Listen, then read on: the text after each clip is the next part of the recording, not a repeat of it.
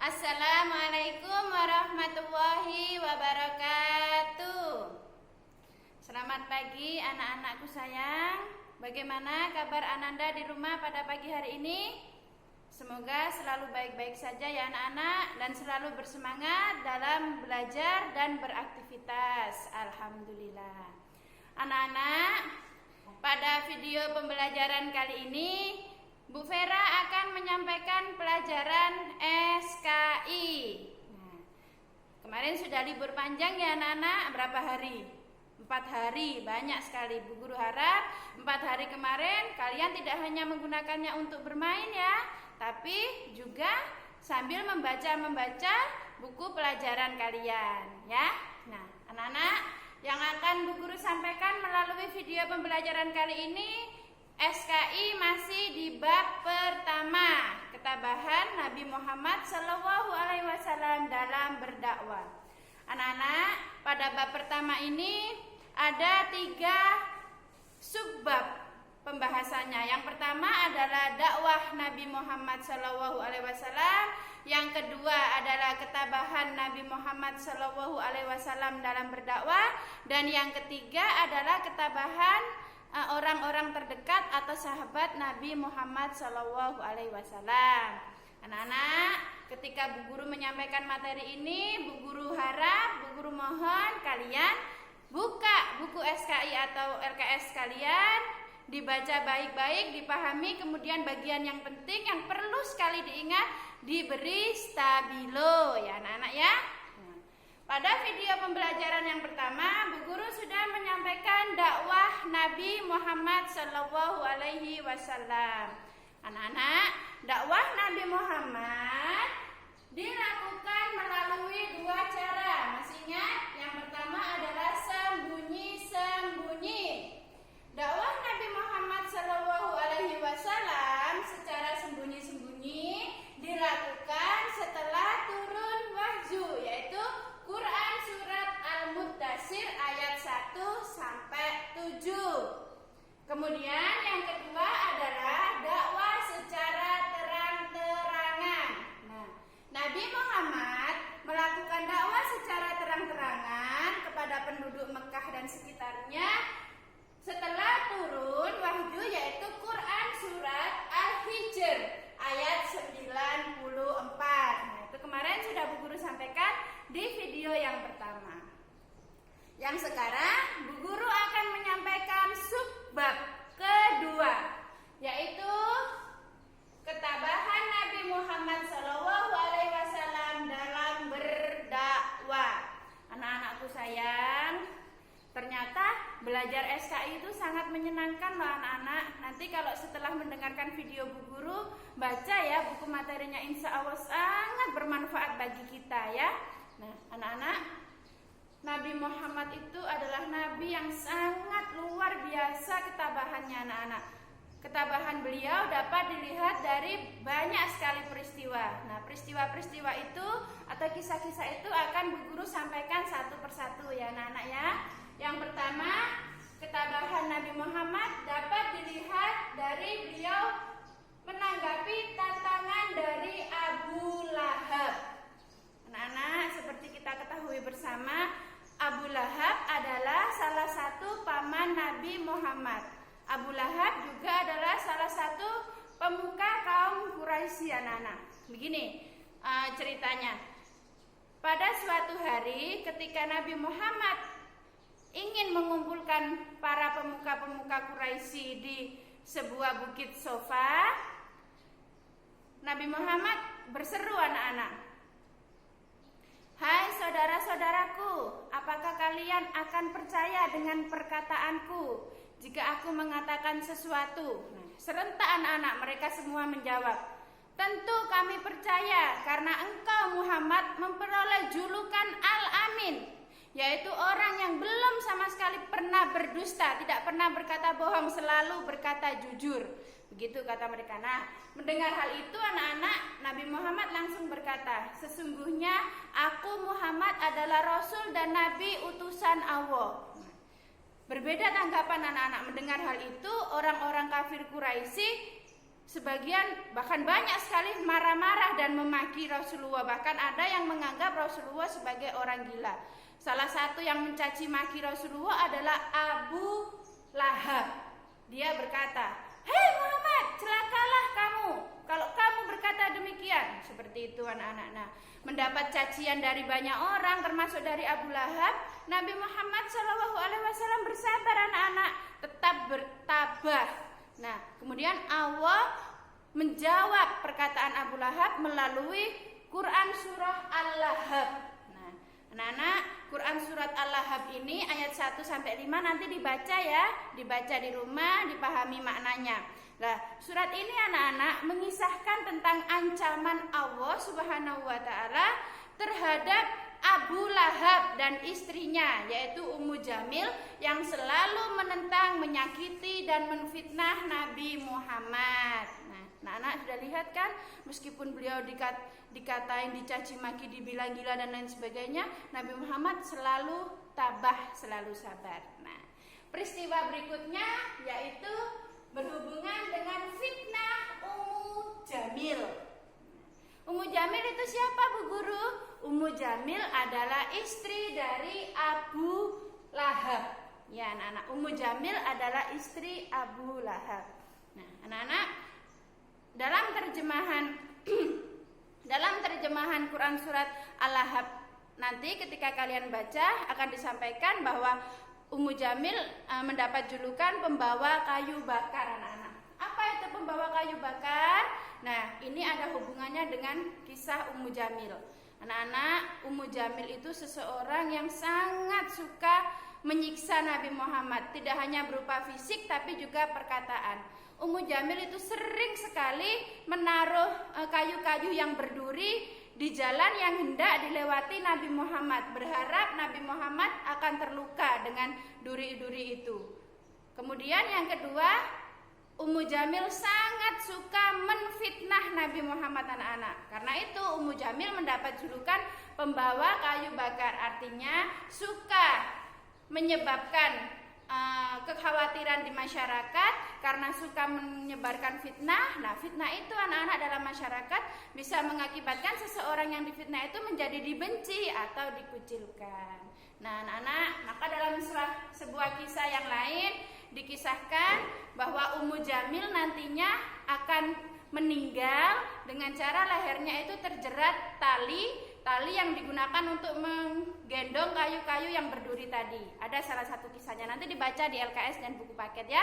Nah, selanjutnya anak-anak, ketabahan Nabi Muhammad dalam tentangan Abu Jahal.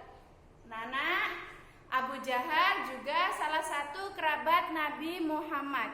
Abu Jahal ini anak-anak selain omongannya atau mulutnya yang suka mencaci maki dan kasar terhadap Nabi Muhammad, Abu Jahal juga tidak segan-segan untuk menyakiti fisik Nabi Muhammad. Setiap bertemu Nabi Muhammad, Abu Jahal selalu berkata kotor menghina Nabi Muhammad. Bahkan suatu ketika Nabi sedang beribadah di Ka'bah, sedang bersujud, Abu Jahal melemparkan sekarung kotoran hewan anak-anak. Bayangkan, sekarung kotoran hewan dilemparkan di punggung Nabi Muhammad SAW. Nah, mendapat hal itu, beliau tetap sabar, tidak membalas Abu Jahal anak-anak. Beliau pulang, sesampainya di rumah, Fatimah Az-Zahra, putri kesayangan beliau, menangis anak-anak, menangis terseduh-seduh mendapati bapak kesayangannya yaitu Nabi Muhammad.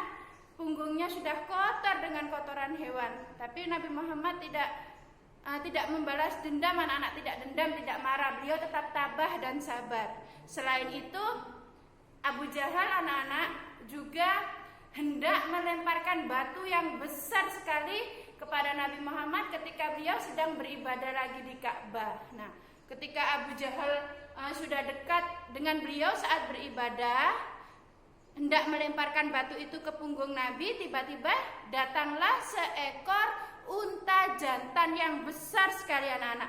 Unta jantan yang besar itu semakin mendekati Abu Jahal dan hendak memakan Abu Jahal. Nah, melihat hal itu anak-anak, sontak Abu Jahal menjatuhkan batunya dan dia lari karena takut dimakan oleh unta. Akhirnya usahanya gagal anak-anak. Tapi dengan kejadian itu Nabi Muhammad tidak dendam anak-anak, beliau tetap sabar dan tabah. Selanjutnya adalah tantangan dari pembesar Mekah. Anak-anak, setelah Nabi Muhammad menyampaikan ajaran Allah dan menyampaikan bahwa beliau adalah utusan Allah, para pembesar Mekah atau kaum kafir Quraisy semakin membenci Nabi Muhammad. Anak-anak, banyak yang dilakukan caranya. Salah satunya dengan menemui paman beliau, Abu Thalib. Para pembesar ini menyampaikan pada Abu Thalib bahwa harus menyampaikan dua hal kepada Muhammad. Silahkan dipilih salah satu. Yang pertama, Muhammad atau Nabi Muhammad disuruh untuk menghentikan dakwanya, atau yang kedua, menyerahkan Nabi Muhammad kepada para pemuka kaum Quraisy, anak-anak. Nah, tapi untuk sesaat pamannya ini Abu Thalib, anak-anak, sedikit tergoyah.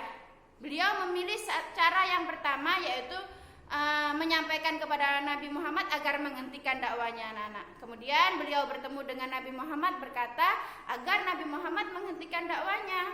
Nah, tapi ternyata Nabi Muhammad tetap memegang teguh, anak-anak, bahwa beliau tidak akan berhenti menyiarkan amanah Allah, yaitu menyampaikan ajaran agama Islam, anak-anak. Meskipun semua keluarga Nabi Muhammad, semua kerabat Nabi Muhammad mengucilkan beliau. Nah, anak-anak, kemudian mendengar hal itu, Abu Thalib pun sadar dan berkata kepada Nabi Muhammad untuk terus berdakwah, dan Abu Thalib akan terus membela Nabi Muhammad.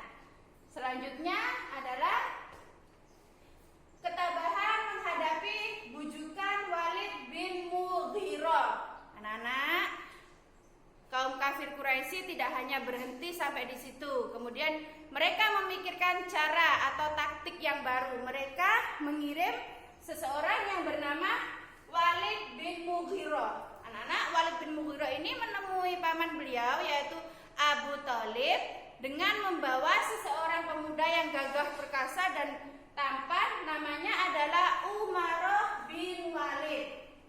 Nah, Walid bin Mughirah, anak-anak, menemui paman Nabi Abu Thalib hendak menukar, anak-anak. Jadi Nabi Muhammad itu ditukar dengan Umaroh agar Umaroh diasuh oleh Abu Thalib, sedangkan Nabi Muhammad diberikan kepada Walid bin Mughirah dan diserahkan kepada pemuka kaum kafir Quraisy untuk dibunuh. Nah, tidak mungkin kan paman Nabi menyerahkan keponakan tersayangnya sendiri kepada orang kafir dan digantikan dengan orang lain untuk diasuhnya. Tentu saja paman beliau Abu Thalib menolaknya dengan keras. Nah, usaha kaum kafir Quraisy mengirim Walid bin Mughirah gagal, anak-anak. Nah, kaum kafir Quraisy tidak menyerah. Kemudian dia mengirim orang selanjutnya, yaitu Utbah bin Rabi'ah. Nah, kalau Utbah bin Rabi'ah ini, anak-anak, caranya halus, lembut, baik. Dia langsung bertemu dengan Nabi Muhammad SAW. Nah, beliau bertemu dengan Nabi Muhammad, berkata lembut. Perkataannya adalah Nabi Muhammad akan diberikan apa saja yang diinginkan Nabi Muhammad, harta yang melimpah, tahta, atau apa saja yang diinginkan Nabi, asalkan Nabi Muhammad mau menghentikan dakwah beliau. Apa, anak-anak, yang dilakukan Nabi Muhammad setelah mendapat bujuk rayu semua yang mewah-mewah itu? Nabi Muhammad diam, anak-anak, diam sejenak, kemudian menjawab perkataan Utbah bin Rabi'ah itu melalui Quran surat Fusilat. Ya, anak-anak, melalui Quran surat Fusilat ini yang berisi tentang Nabi Muhammad adalah seorang yang bertugas memberi peringatan. Setelah mendengar Quran surat Fusilat, anak-anak, Utbah bin Rabi'ah itu merasa terpesona sekali dengan ayat tersebut. Kemudian Utbah bin Rabi'ah pulang kembali menemui pemuka Quraisy dan menyampaikan apa yang disampaikan Nabi Muhammad. Tentu saja pemuka kaum kafir Quraisy pun marah besar karena usahanya kembali gagal, anak-anak. Nah, anak-anak, cara yang digunakan oleh kaum kafir Quraisy mengirim Utbah bin Rabi'ah untuk bertemu Nabi Muhammad ini disebut dengan siyasatul muwafadat. Apa itu siyasatul muwafadat? Siyasatul muwafadat adalah taktik politik tawaran damai. Nah, ini juga salah satu taktik atau siasat yang dilakukan oleh kaum kafir Quraisy untuk membujuk Nabi Muhammad. Nah, anak-anak, banyak sekali kan usahanya kaum kafir Quraisy, tapi semuanya gagal. Mereka tidak berhenti sampai di situ, anak-anak. Masih banyak lagi yang mereka lakukan. Bu Vera lanjutkan ya anak-anak. Nah, ketabahan Nabi Muhammad SAW masih dapat terlihat melalui dua peristiwa lagi anak-anak. Nah, peristiwa selanjutnya adalah pemboikotan Bani Hashim. Anak-anak, kaum Quraisy anak-anak semakin kejam terhadap kaum muslimin saat itu anak-anak. Di tengah kekejaman kaum kafir Quraisy terhadap kaum muslimin, masuklah dua singa Arab untuk memeluk Islam. Siapa saja orang-orang yang mendapat julukan singa Arab itu anak-anak? Yaitu Hamzah bin Abdul Muthalib yang merupakan paman Nabi Muhammad dan juga Umar bin Khattab. Anak-anak, setelah masuknya dua singa Arab tadi memeluk Islam, Islam semakin kuat anak-anak dan pengikutnya pun semakin bertambah. Melihat hal itu, para pemuka kaum Quraisy semakin khawatir anak-anak kekuasaannya akan terganggu. Akhirnya para pemuka kaum Quraisy memutuskan untuk memboikot Bani Hashim dan kaum muslimin. Nah, anak-anak, pemboikotan ini atau istilahnya dikenal dengan embargo adalah para kaum kafir Quraisy tidak boleh berinteraksi, menjalin hubungan apapun dengan Bani Hashim, dengan Bani Abdul Muthalib atau dengan orang muslim lainnya. Nah, anak-anak, pemboikotan ini meliputi kegiatan politik, ekonomi, dan sosial. Mencakup tiga hal anak-anak. Yang pertama, tidak diperkenankan melakukan jual beli dengan Bani Hashim atau orang muslim lainnya. Yang kedua, tidak berbicara atau tidak bersosialisasi. Dan yang ketiga, tidak boleh menikah dan dinikahi oleh Bani Hashim atau kaum muslim yang lainnya anak-anak. Nah, anak-anak, selama masa pemboikotan ini anak-anak, baik Bani Hashim, Bani Abdul Muthalib dan orang muslim secara umum sangat menderita anak-anak karena mereka mengalami kekurangan makanan anak-anak. Mereka semuanya berkumpul, digiring, dikurung dalam satu tempat yang namanya Syi'ib. Nah, Syi'ib Abu Thalib ini anak-anak adalah sebuah tempat yang dikelilingi tembok batu besar yang tinggi yang susah untuk dipanjat. Nah, Syi'ib ini ada di Bukit Abu Kubais anak-anak. Ada di timur kota Mekah. Anak-anak, selama pemboikotan ini berlangsung kurang lebih selama 3 tahun. Bayangkan anak-anak, kekurangan, kelaparan dan lain sebagainya diasingkan selama 3 tahun, dimulai di tahun ke-7 kenabian dan berakhir di tahun ke-10 kenabian anak-anak. Loh, pemboikotan ini berakhir di tahun ke-10 kenabian karena para kaum Quraisy sudah sadar anak-anak mereka mulai menyadari kesalahan mereka terhadap kaum Bani Hashim atau Bani Muthalib dan masyarakat muslim secara umum bahwa perbuatan mereka ini keliru anak-anak. Kemudian tapi mendapati hal itu anak-anak, Nabi Muhammad tetap bersabar, tetap tabah, tidak balas dendam anak-anak. Kemudian sampai di kisah yang terakhir, ketabahan Nabi Muhammad SAW atas wafatnya paman beliau yaitu Abu Thalib dan istri tercinta yaitu Khadijah. Anak-anak, setelah terbebas dari pemboikotan yang berlangsung selama 3 tahun dan berakhir di tahun ke-10 kenabian, paman beliau Abu Thalib sakit anak-anak. Beliau sakit karena usianya sudah lanjut dan mengalami penderitaan yang sangat selama 3 tahun dalam pemboikotan. Akhirnya di usia yang ke-87 tahun paman beliau Abu Thalib meninggal dunia anak-anak. Tentu Tentu saja Nabi Muhammad sangat bersedih. Setelah selesai pulang dari pemakaman pamannya, Nabi Muhammad mendapati istri beliau tercinta Bunda Khadijah sakit anak-anak. Selang beberapa hari setelah meninggalnya paman beliau Abu Thalib, anak-anak, istri beliau pun wafat.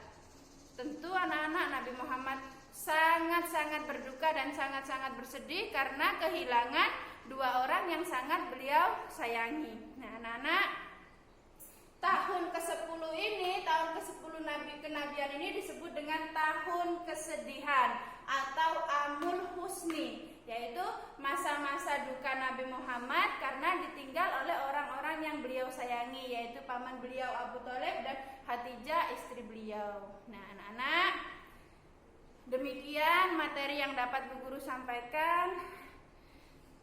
Bu Guru sangat senang sekali baca buku SKI itu, anak. Ternyata sangat menyenangkan. Coba anak-anak ya, nanti di rumah sambil mendengarkan materi yang Bu Guru sampaikan, jika kurang jelas baca lagi materinya anak-anak. Benar-benar menarik, benar-benar banyak sekali manfaatnya, bisa menambah pengetahuan kita tentang sejarah agama Islam di masa dahulu, di masa Nabi Muhammad SAW.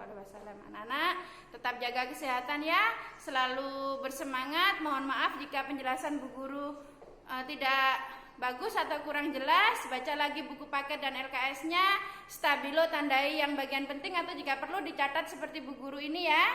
Jangan lupa belajar, jaga kesehatan, selalu semangat dalam belajar. Assalamualaikum warahmatullahi wabarakatuh.